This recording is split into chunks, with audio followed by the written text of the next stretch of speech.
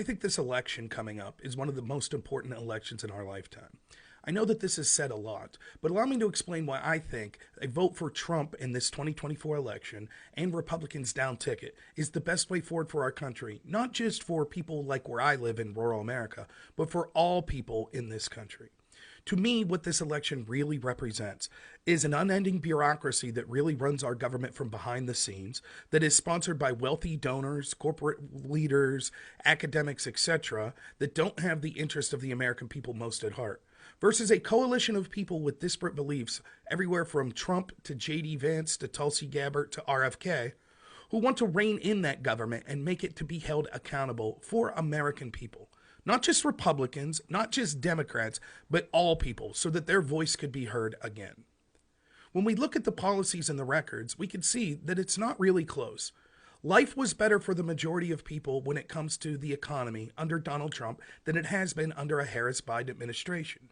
Yes, there were the disastrous effects of COVID, and certainly there are things that all of us think that Donald Trump could have held better. But what were the Democrats' plans? As Trump started to take this seriously early, we saw that Democrats like Nancy Pelosi were suggesting that we should go up to Chinatown and hug people of Asian descent.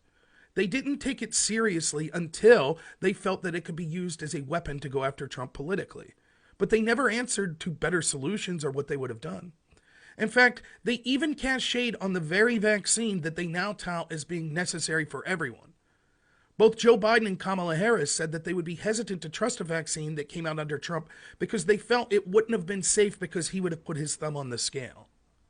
But if you take COVID out of the equation, we could see the record of Donald Trump with the economy was one where your real wages grew about 8.4%. Compare that to a disastrous Harris-Biden administration where your wages only went up about 1%.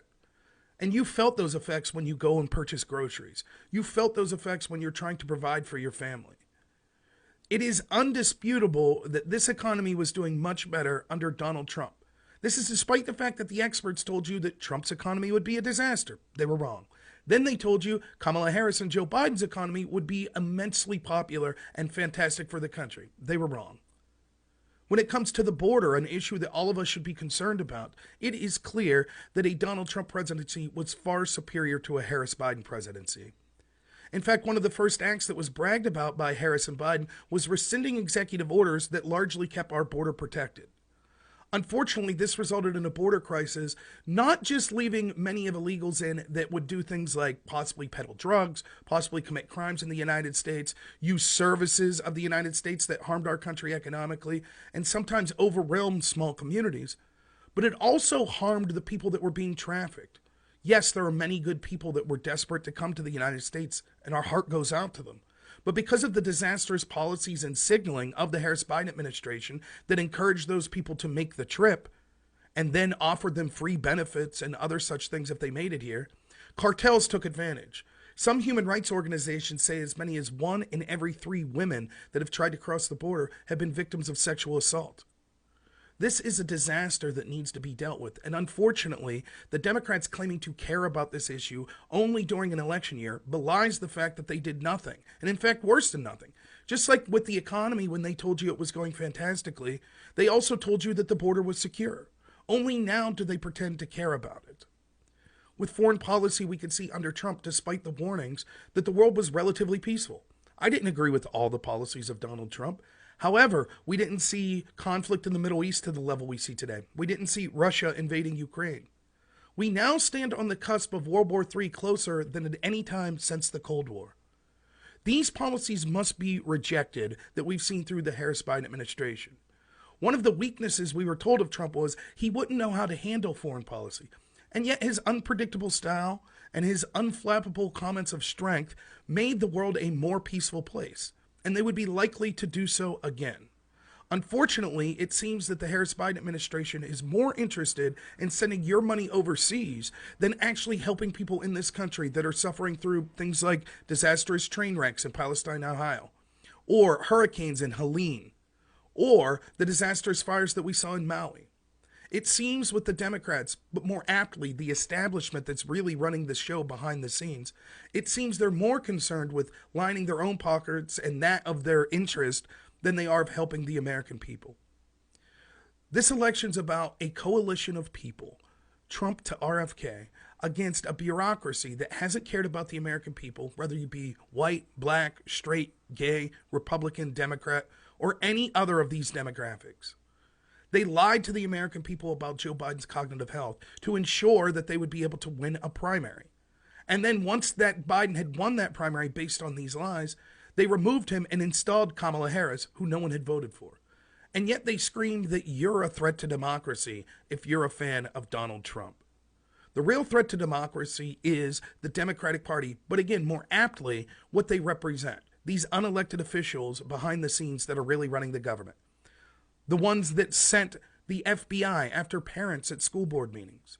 The ones that went after their opponents and actually locked them up, like Steve Bannon, Peter Navarro, going after Donald Trump for all sorts of novel legal theories. And as always, they accuse you and their opponents of exactly what they themselves are doing. They don't respect the will of the American people when it comes to people that won't vote for them. And they don't even respect the will of the Democrats that would have voted for them. The reason they lied about Biden's health so that they could de facto win the primary and then install Kamala Harris isn't because they wanted to dupe people like me that vote Republican, but it's because they didn't trust their Democrat voters enough to allow them to have a say in the Democrat process. Now is a time to stand up to this government bureaucracy. If you're a fiscal libertarian, of course, there's things to be upset about the spending that Trump has done in the past. And yet his policies and his coalition and appointing people like Elon Musk to stop so much government waste and regulation will be much better for your future. If you're an evangelical, the policies of the Democrats that are being offered with the indoctrination of your children, with the celebration of abortions, even up to the third trimester, where even Kamala Harris can't give one example of one policy that they would have that would restrict any sort of abortion. Yes, it's rare. Yes, most people that get abortions tragically have to make a difficult decision. But make no mistake, there are babies in this country that are being terminated for elected reasons in the third trimester. Even those that respect a woman's right to choose, which I heavily empathize with, should understand that this is a terrible policy that is inhumane.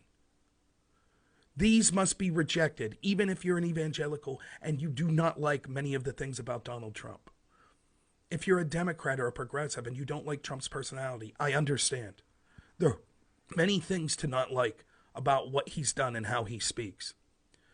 But the policies of Donald Trump and appointing people that are real traditional leftists like RFK to make our families healthier, to go after the pharmaceutical industry and health industries and corporate industries that have harmed our children, those are all policies that you support. Don't let the demonization of Trump and his angry words and his bad tweets disaffect you from the fact that the Democratic Party only panders to you. And someone like RFK, who is a lifelong Democrat, whose policies you more likely would have favored, would be someone with a voice at the table at a Trump administration.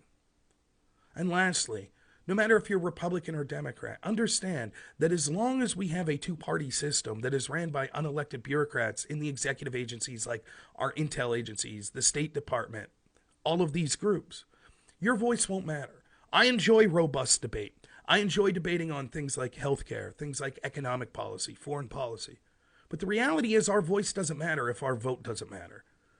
If unelected people behind the scenes are really running the show that are unaccountable to our vote, then it won't matter if we have a disagreement on, say, healthcare policy.